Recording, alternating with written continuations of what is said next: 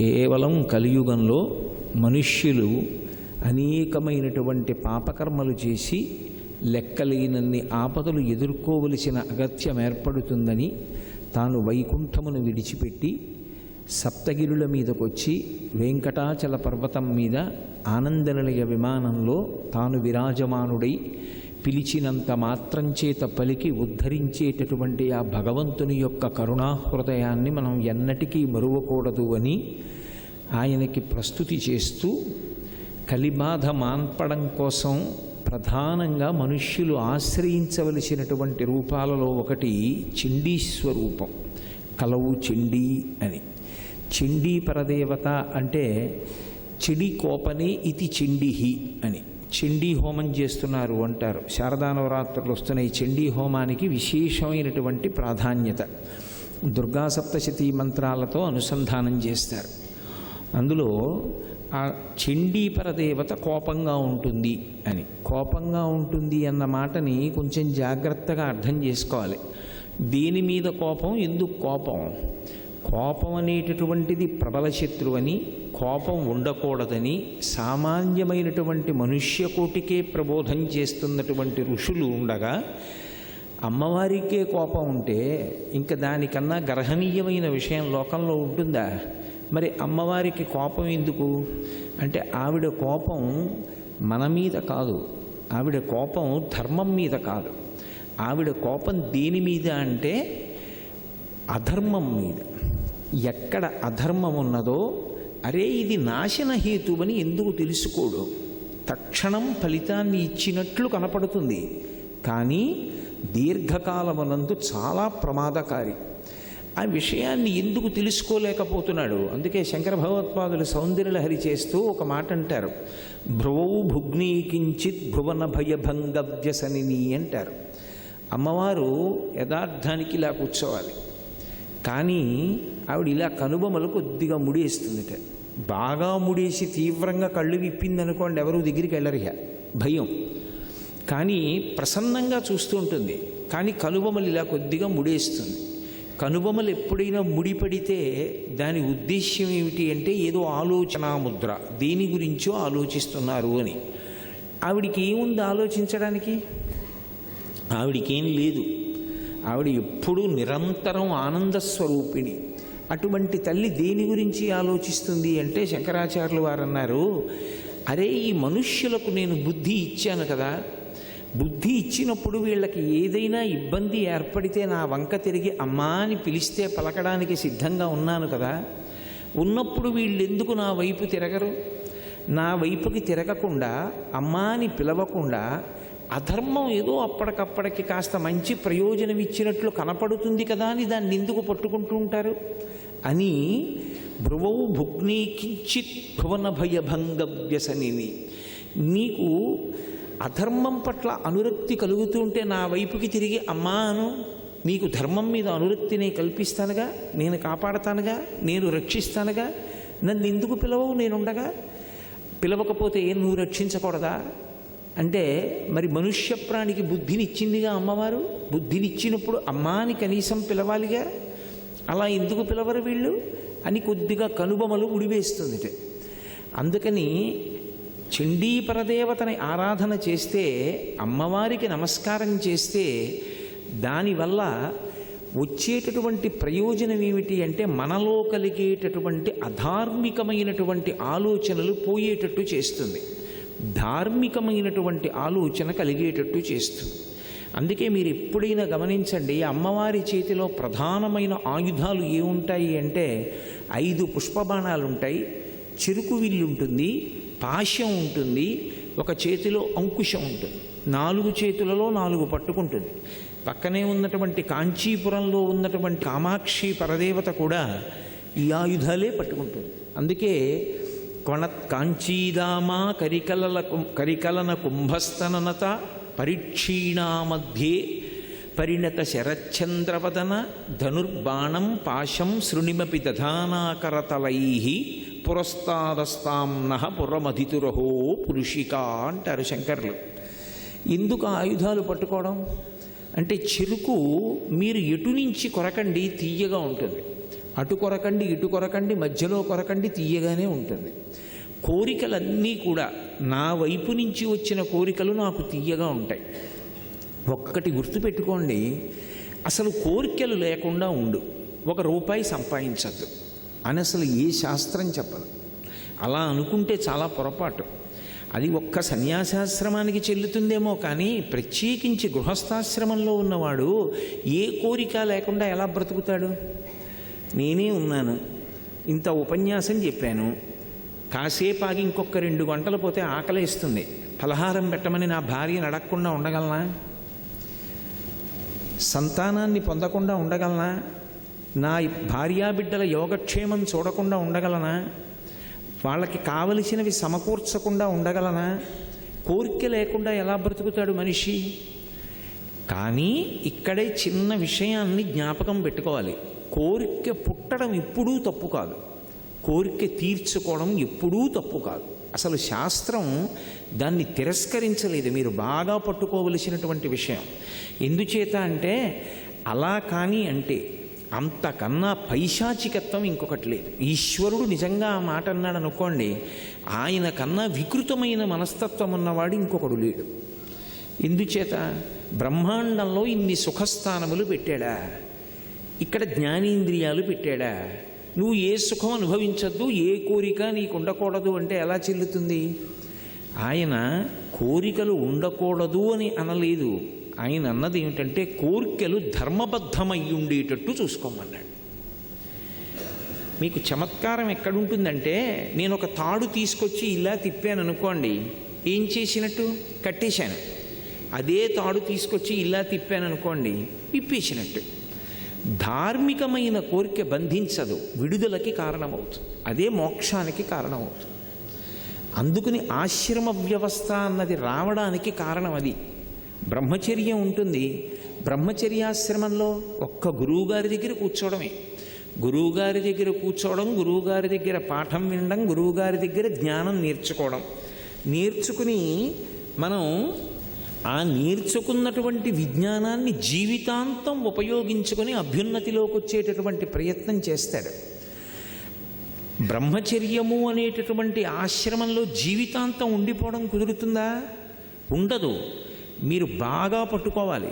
ఋషులు అసలు ఏది అవసరమో దాన్ని విడిచిపెట్టి నువ్వు బతుకు, ఎదురీదు, ఏం చేస్తావో మాకు అనవసరం, అలా ఉంటే తరిస్తావు అని చెప్పరు. వాళ్ళు ఏం చెప్పారంటే, ఒక వయసు వచ్చిన తర్వాత మనసు కామమును పొందుతుంది. ఇప్పుడు ఆ కామాన్ని నువ్వు తీర్చుకోవద్దు అని బలవంతంగా తొక్కిపెట్టారనుకోండి, అది కాలు కింద పాము ఎలా ఉంటుందో అటువంటిది. రామాయణంలో రావణాసురుడు 10 తలకాయలు తెగిపోయి యుద్ధభూమిలో పడిపోతాడు. మండోదరిని తీసుకొస్తారు. అందరూ అనుకుంటారు ఆవిడిప్పుడు రాముణ్ణి నింద చేస్తుంది అనుకుంటారు. ఆవిడంటుంది రావణాసురుడి దగ్గరికి వచ్చి, ఓరి దుర్మార్గుడా, నువ్వు రాముడి చేతిలో చచ్చిపోలేదు, నీ ఇంద్రియముల చేతిలో నువ్వు చచ్చిపోయావు. తపస్సన్న పేరుతో ఇంద్రియాల్ని కొన్నాళ్ళు తొక్కిపెట్టావు. ఆ ఇంద్రియాల్ని తొక్కి పెట్టడం ఎవరికీ సాధ్యం కాదు. ఓ త్రాచుపాము ఇలా వచ్చేసింది అనుకోండి, నేను కంగారు పడిపోయి లేచాను, నా కాలు పాము పడగ మీద పడింది, పాము పడగ నా కాలు కింద ఉంది, అది ఇప్పుడు నన్నేం కరవదు, అలా అలా అలా తోక తిప్పుతోంది. పాము పడగ నా కాలు కింద ఉంది, అది నన్ను కరవలేదని చెప్పి నేను ధైర్యంగా పాముని కాలు కింద పెట్టుకుని నించోగలనా? నేను కాలిప్పుడు తీద్దామని చూస్తాను, అది నన్నెప్పుడు కరుద్దామని చూస్తుంది. నేను కాలు తీయడం ఏమిటది, పారిపోవడం కన్నా నన్ను కరవడానికి ప్రయత్నిస్తుంది. ఇంద్రియములను బలవంతంగా నొక్కి పెడితే కాట్లు వేసేస్తాయి. దేవీ భాగవతంలో వ్యాసుడు శుకబ్రహ్మతో మాట్లాడుతూ ఈ మాట చెప్తాడు.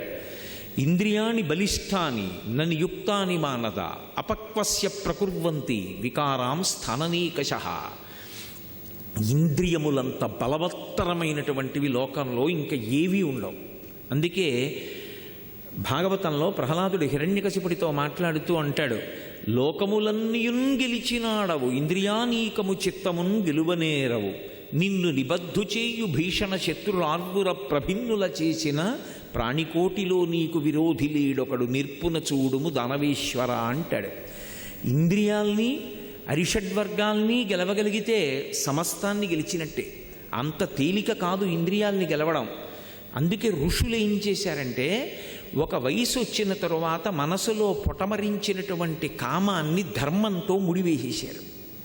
ధర్మబద్ధమైన కామము విడుదలకి కారణం, అది బంధించదు. ఇప్పుడు ఏమైంది? కామపత్ని కాదు, అందుకే సనాతన ధర్మంలో ఆమె ధర్మపత్ని. ఆమె యందు కామం ఉంచుకోవడం దోషం కాదు, కానీ ఆ కామము పరస్త్రీ యందు ఉండకూడదు. మీరు అందుకే చాలా జాగ్రత్తగా గమనించండి. ఋషులు సమస్య ఒక్కటి చెప్పరు, సమస్యకి విరుగుడు చెప్తారు. నువ్వు కామము చేత పట్టుబడకూడదు, క్రోధము చేత పట్టుబడకూడదు అన్నాను అనుకోండి, మీరు లేచి ఏమంటారు? మేము పట్టుబడ్డం ఏమిటండి, అది మమ్మల్ని పట్టుకుంది, మేము దాన్ని పట్టుకోలేదు, అది పట్టుకుంది, అది ఎలా వదులుతుంది మమ్మల్ని అంటే ఋషి మార్గం చెప్పాడు. ఆయన అన్నాడు, మాతృవత్పరదారేషు, నువ్వు ఆడతనాన్ని చూస్తే పాల కింద నిప్పు పొంగుతాయి, నువ్వు అమ్మతనాన్ని చూస్తే పాల మీద నీళ్లు కిందకు వెళ్ళిపోతాయి. కాబట్టి నీ భార్య యందు తప్ప ఏ ఇతర స్త్రీ వంక చూసినా నువ్వు ప్రతిరోజు ఏ కామాక్షి పరదేవతకు నమస్కారం చేస్తున్నావో ఆమెయే నీ కన్నుల ముందకి కరచరణాదులతో వచ్చి నిలబడింది.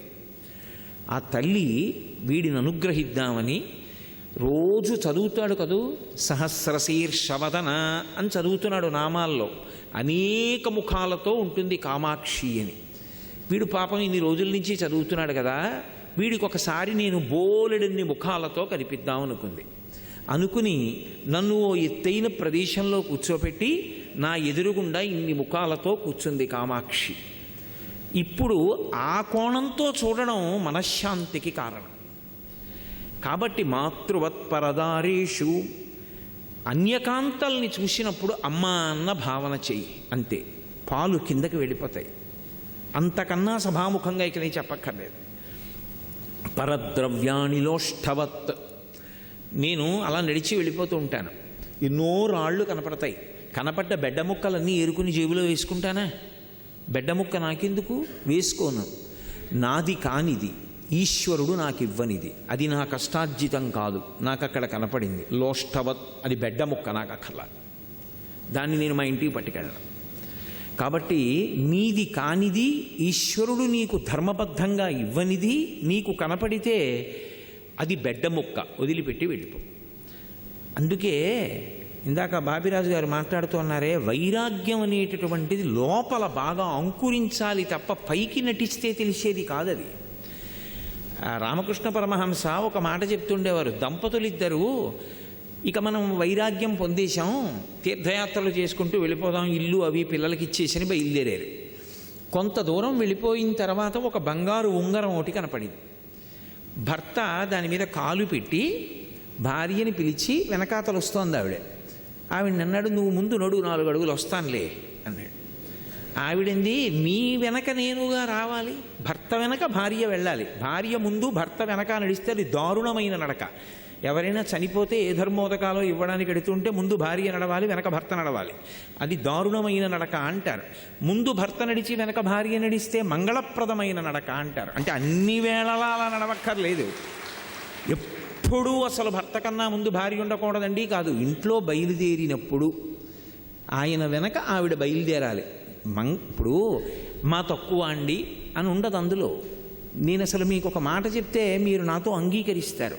మనిషి గొప్పతనం ఎక్కడుంటుంది అంటే వశపడడంలో ఉంటుంది. ఓ కుక్క వశపడింది కాబట్టి అన్నం పెడుతున్నాం, ఇల్లు కాస్తోంది. గుర్రం వశపడింది కాబట్టి ఎక్కుతున్నాం, లక్ష్యానికి తీసుకెడుతోంది. గాడిద వశపడింది కాబట్టి బరువు వేస్తున్నాం, నడుస్తోంది. ఏనుగు వశపడింది కాబట్టి వెంకటేశ్వరుడి ఉత్సవమూర్తిని పెడుతున్నాం, మాడవీధుల్లో తిరుగుతోంది. సింహం వశపడింది కాబట్టి సర్కస్లోకి తీసుకొస్తున్నాం. జంతువులు వశపడితేనే ఉపయుక్తం అవుతుంటే మనిషి ఎవరికీ వశపడనంటే? వశపడాలి. ఎంత గొప్పవాడైనా గురువుకు వశపడాలి, భార్య భర్తకు వశపడాలి, కొడుకు తండ్రికి వశపడాలి. అలా వశవర్తి అయితేనే రాణిస్తాడు. నేను ఎవరికీ వశపడినండి అంటే వాడు రాణించలేడు జీవితంలో. అందుకని అదేదో ఒకరిని తక్కువ చేయడం ఒకరిని ఎక్కువ చేయడం కాదు, మళ్ళీ వెనక్కి రండి. అందుకని ముందు భర్త వెనక భార్య, అది గౌరవం. లేకపోతే అలసటగా ఉందా, నేను నిలబడతాను, ఆయన అనుకున్నాడు, బాబోయ్ ఇది నడవమంటే నడవట్లే, ఏమీ లేదులే, ఒక్క 4 అడుగులే వస్తాను అన్నాడు. ఆవిడంది, ఇంకా ఇంత వైరాగ్యం వచ్చిందని ఇద్దరం ఇంటి నుంచి బయలుదేరినా మీకు బంగారం ఉంగరానికి బెడ్డ ముక్కకి తేడా తెలుస్తోందన్నమాట అంది. అంటే అసలు వైరాగ్యం ఎవరికి వచ్చింది? ఆయన అనుకున్నాడు ఈ ఉంగరం చూస్తే తీసుకుంటుందేమో, మళ్ళీ లేనిపోని ఆలోచనలు వస్తాయని కాలు కింద పెట్టాడు. ఇంకా నీకు బంగారం ఉంగరానికి బెడ్డ ముక్కకి తేడా తెలియడం పోలేదా అని ఆవిడ అడిగింది. అందుకని భావన సంపత్తి లోపల ఏర్పడాలి, ఆ భావన అంతా కూడా.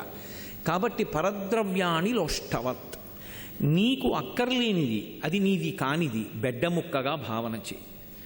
అలాగే ఆత్మవత్ సర్వభూతేషు, నేను ఆయన్ని కొట్టడం కాదు, ఆయన నన్ను కొడితే నాకెంత బాధ కలుగుతుంది, కాబట్టి నేను కొట్టను. నాకన్నా చాలా బలవంతుడు ఓ కర్ర పెట్టి నా మోకాల మీద కొడితే నాకెంత నిప్పెడుతుంది. ఓ కుక్క పిల్ల అంతే కదూ, అది కుక్క పిల్లని నేను మనుష్యుణ్ణని బలవంతుణ్ణని కర్ర పెట్టి నేను ఎందుకు కొట్టాలి?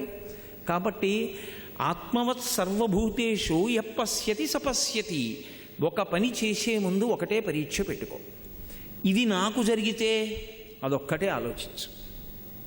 ఇలా నాకు చేస్తే, నన్ను కొడితే, నన్ను తిడితే బాధ కలుగుతుంది, కాబట్టి అవతల వాళ్ళకి చేయకు. ఆత్మవత్ సర్వభూతేషు, నిన్ను ఇతర ప్రాణిలో చూసుకో, అది నీకు నచ్చితే చేసేయి. ఇలా అంటే బాగుపడడానికి ఉపయోగపడుతుంది అను, పర్వాలేదు. ఇలా అంటే అవతల వాళ్ళకి చాలా బాధ కలుగుతుంది అనద్దు. ఇది ఋషి సమస్య చెప్పడు, సమస్యతో పాటు పరిష్కారం చెప్తాడు.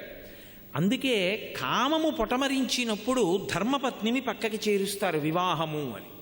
ఇప్పుడు విశేషమైన భగవంతుణ్ణి పొందడానికి గృహస్థాశ్రమం పనికొచ్చింది. ఇద్దరూ చెయ్యి పట్టుకుని నడుస్తారు. ఇది కట్టు మీద కట్టు, ఓ కట్టు విప్పరు.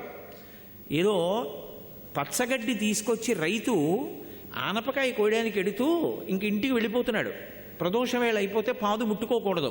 ఒరే నేను ఆనపకాయ కోసుకొస్తాను అని కొడుకుని పిలిచి పచ్చగడ్డి మూట కట్టు, ఇంటి దగ్గర ఆవుకి వెయ్యాలన్నాడు. కొడుకు తాటాకు తీసుకొచ్చి తడప కట్టారంటారు. తడపలా చేసి పచ్చగడ్డి కింద నుంచి పెట్టి మోకాలు పెట్టి నొక్కి గడ్డిని గట్టిగా కట్టుకట్టాడు. తండ్రి ఆనపకాయ కోసుకుని కాళ్ళు చేతులు కడుక్కుని వచ్చాడు. ఏరా పచ్చగడ్డి మూట కట్టావా? మోపు కట్టానండి అన్నాడు. చూశాడు, నిజంగా వాడి బలానికి కట్టిన కట్టు నిలబడదు. అలా అంటే వాడు బాధపడతాడు. తండ్రి ఏం చేశాడంటే ఇంకో తాటాకు తీసి తలప తెచ్చి మళ్ళీ పచ్చగడ్డి కింద నుంచి పెట్టి తన మోకాలతో గట్టిగా నొక్కి గట్టిగా బిగించి కట్టాడు. ఇప్పుడు కొడుకు వేసిన కట్టు వదిలైపోయి తనంత తాను జారిపోతుందా లేదా? కట్టిప్పాలా? ఇప్పక్కర్లేదు. అందుకే బ్రహ్మచారి కావడానికి ఉపనయనం ఉంటుంది, బ్రహ్మచర్యం పోవడానికి మంత్రాలు ఉండవు, జారిపోతుందంతే. గృహస్థాశ్రమం అన్న కట్టుబడితే బ్రహ్మచర్యం అన్న కట్టు జారిపోయిందంతే. ఆ కట్టోటి మళ్ళీ విడిపించడానికి మంత్రాలు ఉండవు, మళ్ళీ దానికి ఎక్కడ క్రతువులు ఉండవు. ఇప్పుడు గృహస్థాశ్రమానికి వెళ్ళాడు. గృహస్థాశ్రమంలో ఏ కోరిక లేకుండా ఎలా బతుకుతావు? అందులోకి వెళ్ళావంటే నువ్వు తినాలి, భార్యకి పెట్టాలి, బిడ్డలకి పెట్టాలి. ఎప్పుడైనా ఒక కోరిక పుడితే అది తీర్చుకోవచ్చా తీర్చుకోకూడదా, దీనికి ఒకటే అగ్ని పరీక్ష. ఇది ధర్మం అన్న చట్రంలోకి ఇముడుతుందా, అదొక్కటే చూడాలి. ఇముడుతుంది, తీర్చేసుకో, ఏమీ దోషం లేదు. అది నిన్ను భగవంతుడికి దగ్గర చేసేస్తుంది. అది ధర్మచట్రంలోకి ఇమడదు, తీర్చుకోవద్దు. అది పాపము కింద పరిణమిస్తుంది. అది పాపమే ఈశ్వరుణ్ణి చేరకుండా ప్రతిబంధకం. అదే సమస్త దుఃఖములకు కారణమవుతుంది. అందుకనప్పుడు చెయ్యకు, ఆ పని విడిచిపెట్టేసే. కాబట్టి ధర్మము అనబడేటటువంటి చట్రంలోకి ఇమిడినటువంటి కోరిక తీర్చుకోవాలి. కానీ మనసుకు ఒక బలహీనత ఉంటుంది. అది ఒక కోరిక చెప్పేటప్పుడు ధర్మచట్రంలోకి ఇముడుతుందా ఇమడదా అది చూడదు. అది దానికి కోరిక ఒకటే చెప్తుంది, అదే పనిగా చెప్పేస్తూ ఉంటుంది. కొన్నాళ్ళు నువ్వు మనసుతో మాట్లాడడం అలవాటు చేసుకోవాలి. మనసు వంక తిరిగి ఓ చాలా సంతోషం చెప్పావు, కానీ ధర్మచట్రంలోకి ఇమడదు, తీర్చడం కుదరదు, పో.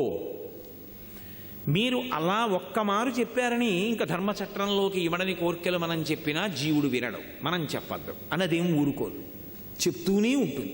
రామకృష్ణ పరమహంస ఒక ఉపమానం చెప్పేవారు. ఒక ఆయన కుక్కని పెంచాడు. ఆ కుక్కని రోజు ఒళ్ళో కూర్చోబెట్టుకోవడం అలవాటు చేసుకున్నాడు. అది ఆయన మూతి నాకుతుంది, గడ్డం నాకుతుంది, బొగ్గలు నాకుతుంది. ఆయన దాన్ని ఎంతో ప్రేమగా కౌగిలించుకుంటాడు. ఒక ఆయన ఇంటికి ఎవరో పెద్ద మనిషి వచ్చాడు.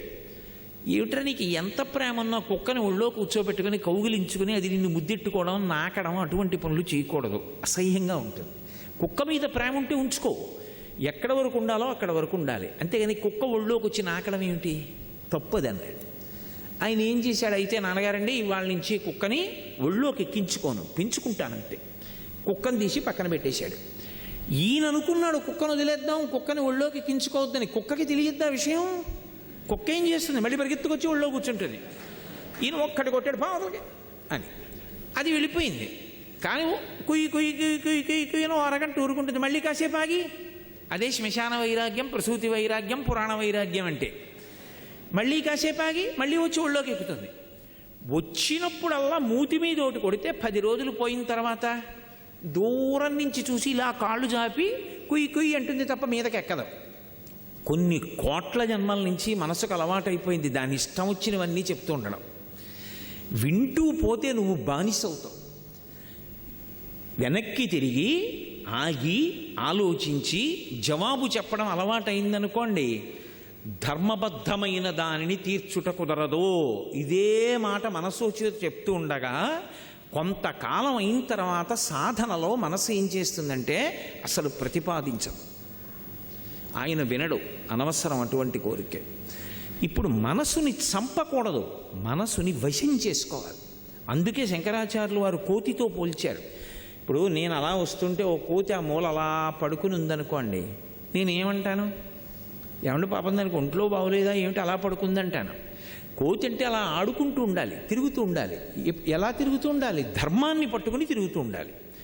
ధర్మం పట్టుకుని నువ్వు ఎన్ని కోరికలు కోరుకో, ధార్మికమైన కోరికలు. అంటే మీకు ఒక్క ఉదాహరణ చెప్తే పట్టేసుకుంటారు. నాకు చక్కెర పొంగల్ తినాలనుంది, ధర్మమా అధర్మమా? నేను గృహస్థుని, చక్కెర పొంగల్ తినాలని కోరిక పుడితే తప్పేమిటి దాంట్లో? కానీ నా కొరకు అని వండుకుని తినేయకూడదు.